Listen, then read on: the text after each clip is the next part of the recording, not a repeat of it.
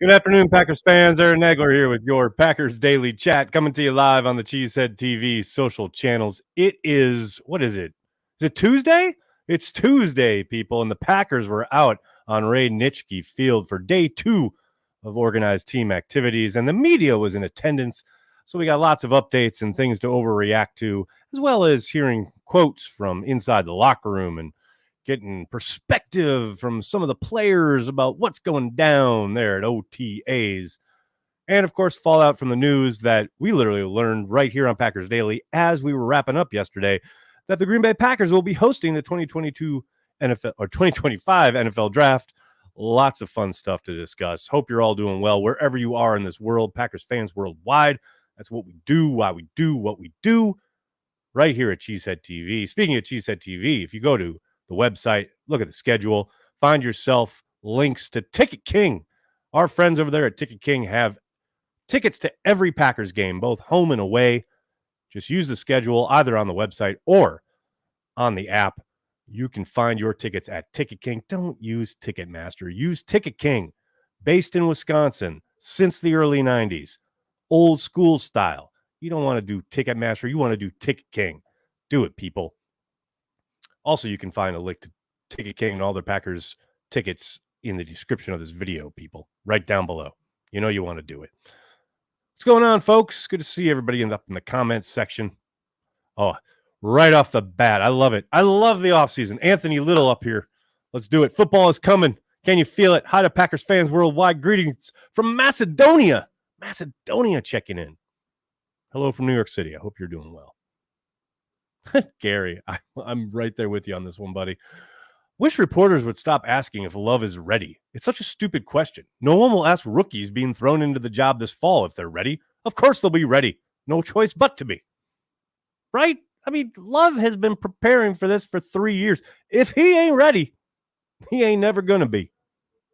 And yes, they've asked him like a million different ways. Enough. It's over. Oh, Brandy with the quip right here. Wish I could hear the questions and answers. Yeah, Packers.com, Packers Digital. Rough day at the office. Got so, watching all the updates from OTA practice. You're like, all right, let's hear what Matt has to say about all that. And then, you turn on the old YouTube channel and there's no audio. So you can think, okay, maybe it's just the YouTube. So you go to the Twitter handle and they always carry it live there. Yes, no audio on the Twitter either. Hey, it's preseason for everybody, right? I think they finally got it figured out later on and had a segment of Matt's question and answer segment there with the press. But yeah, tough day there at Packers Digital, no doubt. Aaron Harper coming in hot. F you, Green Bay haters. Okay, all right now. All right. I feel you. Oh, McKnight. There we go. There's a football question. I like it. Who moves up and improves the offensive line? Very, very good question. Something we've talked quite a bit about already so far this offseason here on Packers Daily. But I think it's more pertinent now, especially coming out of the draft and having no new faces in the mix, so to speak. Hard to glean much of anything during OTA practices, obviously, especially since David Bakhtiari and Elton Jenkins were both not in attendance today. It's really hard to say. I think the one kind of nugget you got today was Sean Ryan getting snaps at center. That's an interesting development. See if he can make some hay there. You got to have a backup. And even though Elton is capable, obviously, he's done it before, it'd be nice to find a kind of a niche backup role for Ryan if he can battle and win that position as far as the backup center. Remember Aaron Rodgers saying the one kind of true lock you have on is if you can play multiple positions up front and be the backup center, it gives you a real leg up in that kind of race to the final 10 or so spots that they usually reserve for the offensive line. Again, it's really early, but hey, the more you can do. And Sean Ryan getting a look at center, you like to see it. Vex, what's up, man? Thanks for the super chat. What defensive player, not a pass rusher, impacted games as much as Charles Woodson? I miss Woodson. Leroy Butler?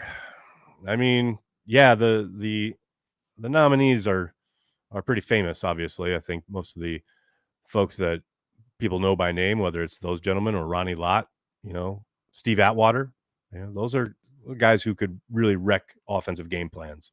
Leroy Butler is the prime example for me, if only because of the very well told story about Mike Shanahan completely designing his offensive game plan in the Super Bowl around neutralizing Leroy Butler.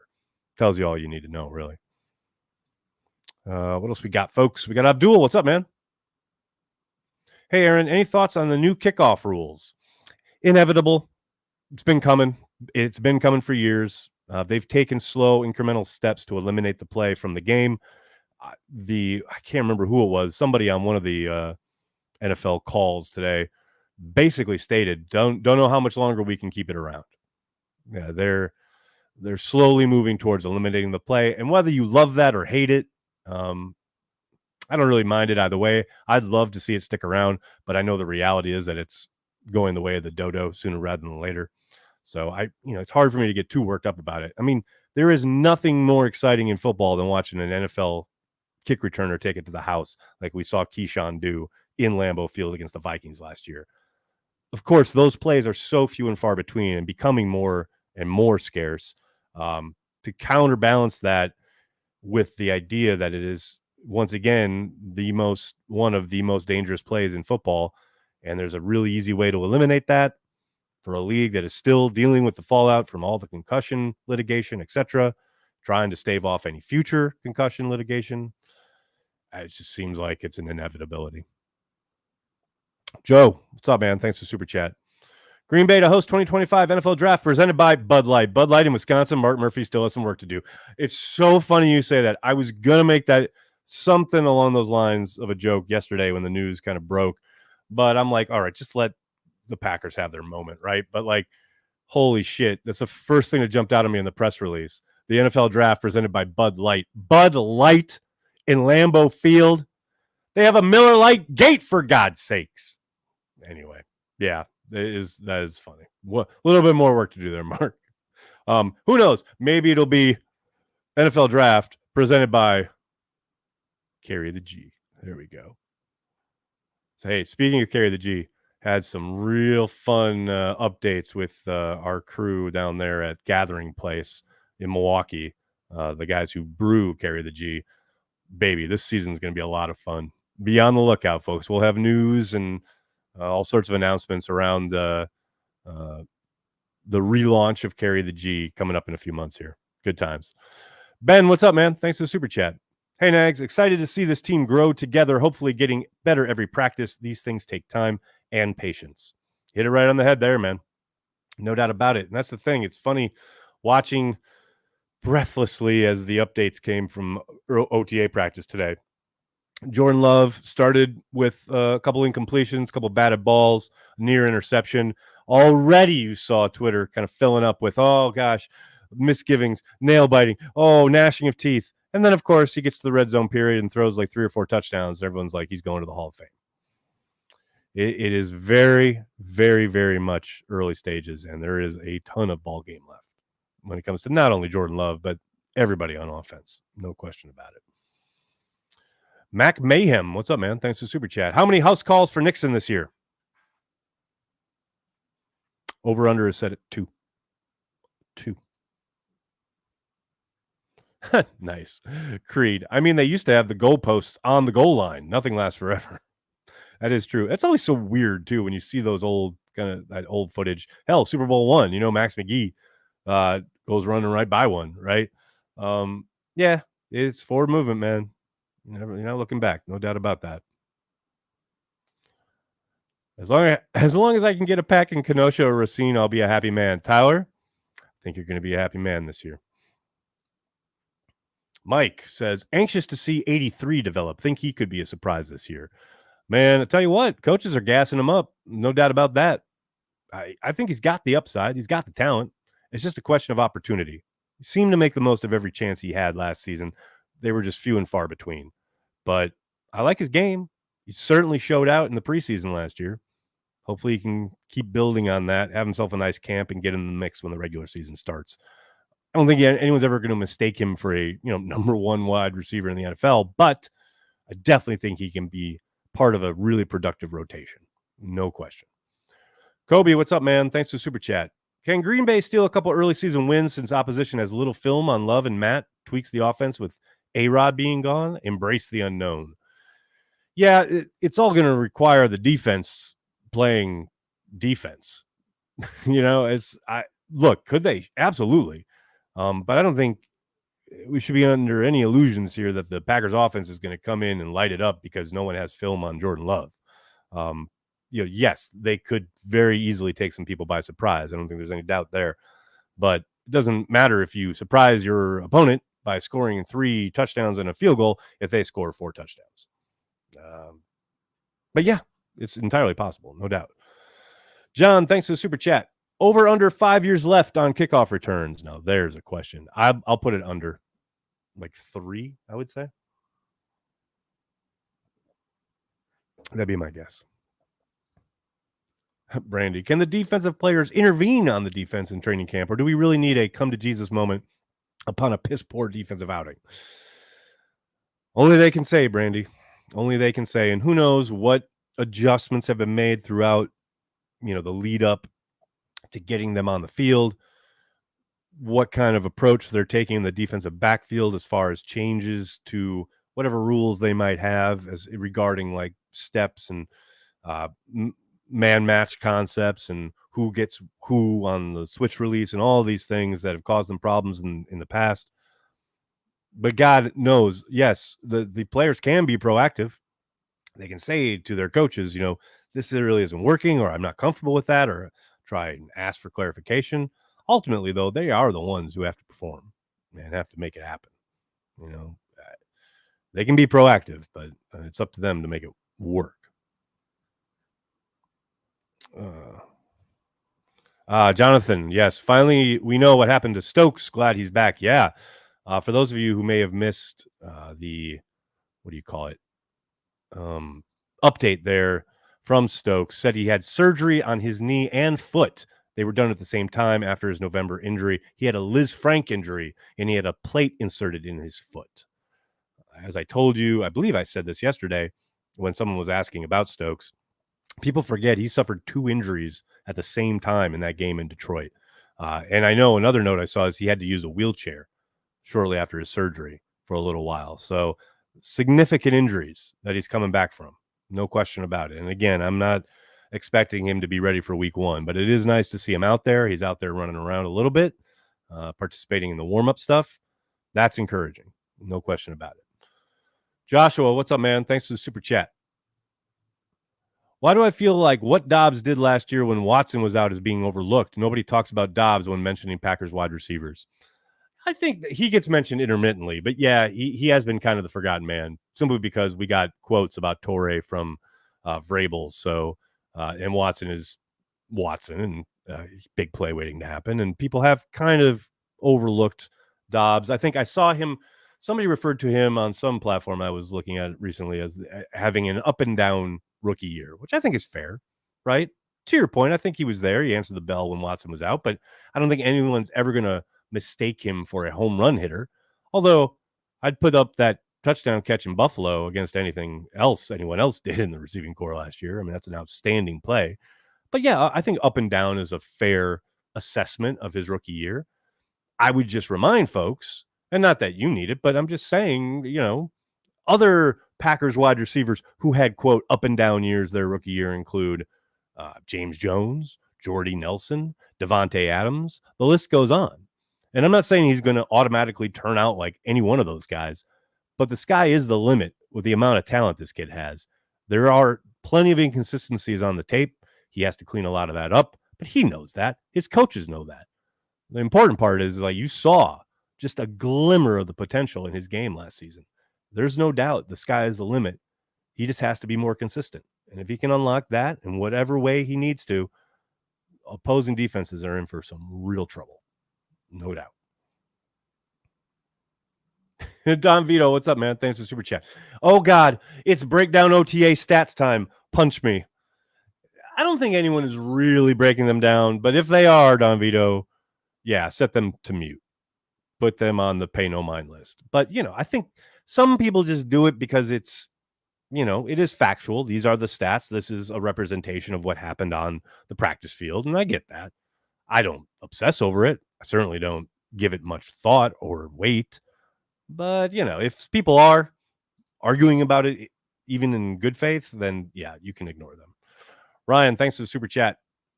Ticket King suggested that I call the Packer ticket office and ask them if they would try to accommodate me if I bought tickets. Would you risk not being able to be seated and buy tickets anyway? I don't know, Ryan, just because I'm not entirely in your shoes. So it's really hard for me to say one way or the other because I don't want to steer you wrong. But I'm pretty sure the Packer ticket office will be able to help. Good people working there. I've met a few of them. Vex, what's up, man? Can we get daily punter breakdowns? Oh, God. Oh, no. No, please, God, no. I mean, yes, just for Corey Banky's sake. Let's go. Matt LaFleur needs to start this season with the same deep ball play to Watson he did last year. Let the division know what to expect for the foreseeable future. I'm down with that idea, and I have thought about that. I have thought, wouldn't it be hilarious if they open with the exact same shot play? I doubt it's coming, but that would be phenomenal. With that said, now that we've put it out there, Del Roz, they're starting with a lead ISO play to Aaron Jones for 4 yards. Roy, we talking about practice? Yes, we talking about practice.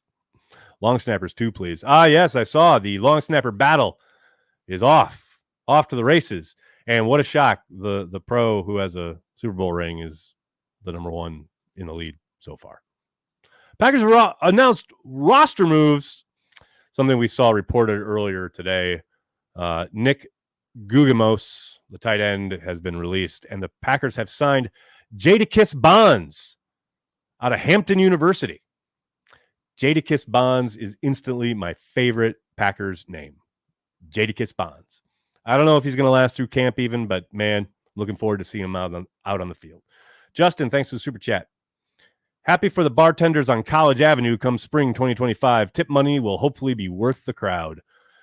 It's going to be nuts. It's going to be nuts in Appleton. It's going to be nuts in Green Bay. It's going to be nuts in Oshkosh. It's going to be nuts everywhere in Northeast Wisconsin. I can't wait. Cannot wait. Jadakiss Bonds is an awesome name. It is. I know. I said earlier this afternoon on Twitter, it's like a Madden generated name, but I love it. Already ordered the jersey. They need to be careful with the middle of the field passes to Watson. Teams have tape on him. Yeah, they have tape on him, but that doesn't mean that, okay, I have tape on him, so I know what play you're going to run. You can know what's coming, and if he has the angle, it's over anyway. I mean, the whole tape on him thing is legit. There's no doubt that people are breaking down your game, but at some point, you still got to make a play. And if your guy is better and faster than their guy, it doesn't matter how much tape they got. I don't think people understand. Oh, maybe they do, but I don't think people appreciate just how special Christian Watson has the potential to be. I mean, he's got a lot of work to do. He hasn't arrived, but this is a very, very, very, very special player we're talking about here. I don't care how much fucking tape you got on the guy. Corey renting out his house to Schefter in 25? Hell no. He ain't renting nothing. He has offered to let Roger Goodell stay in the basement, though. So we await word from the NFL if they're going to take him up on that. Where will they set up for the draft? The Lambeau parking lot? No, they'll be inside the stadium and along in Titletown. I suspect there's a chance they might put the actual stage on Titletown facing Lambeau and then have crowds in Lambeau as well. But we'll see. But from what they've said so far, it sure sounds like it's going to be inside Lambeau Field. And they'll have vista shots overlooking Titletown and stuff. Nagler, I'm going to Airbnb a mansion in Vegas for the Packers game. Come on through. Cheddarhead, I'll tell you what. I have been asked about going to the Vegas game more than any other game on the schedule, including the Giants game, where people know I live here and definitely am going to try and go to the Giants game. So, yeah, I'm thinking the Vegas game might have to be a road trip. Might have to make that happen. Nags, are there any headline/news besides an injury during OTAs that you would take seriously?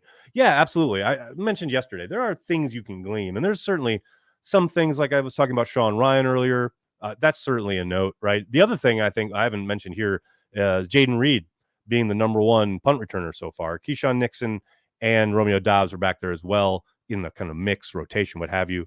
But Jaden Reed being the first up on punt returns, that's noteworthy. Again, it's not a blaring headline. It's not make or break news, but it's interesting and I think exciting. I'm really excited to see what he does with the ball in his hand. But that's the kind of thing that I'm interested in. The rest of it, throwing, I saw there's updates like, oh, so-and-so would have got a sack. Well, great. But, they don't even have pads on. They're not even going full strength. Like, who cares? Like, somebody got beat around the edge. Well, yeah, no kidding. Like, nobody's doing anything yet, especially when it comes to the line play. I mean, yes, they are working on technique. I get all that. But it's not like you're winning some great battle without pads on, So most of that is I'm pretty dismissive of. Well, Hungarian, what's up, man? Thanks for the super chat. Gilbert Brown calling out running back coach for saying A.J. Dillon was inconsistent in 2022, and he felt like coach is costing Dillon free agent money by calling him out publicly. Thoughts? Well, I haven't seen those comments by Gilbert. That is interesting, though, mostly from a player-coach standpoint, right? I think the coach is being pretty honest in his assessment of Dillon's game, but I understand former player Gilbert Brown taking the player's perspective and saying, why are you putting that out in the mix, man? Again, look, the players want to protect themselves and their fellow players, just financially, right? I get that. I understand that perspective.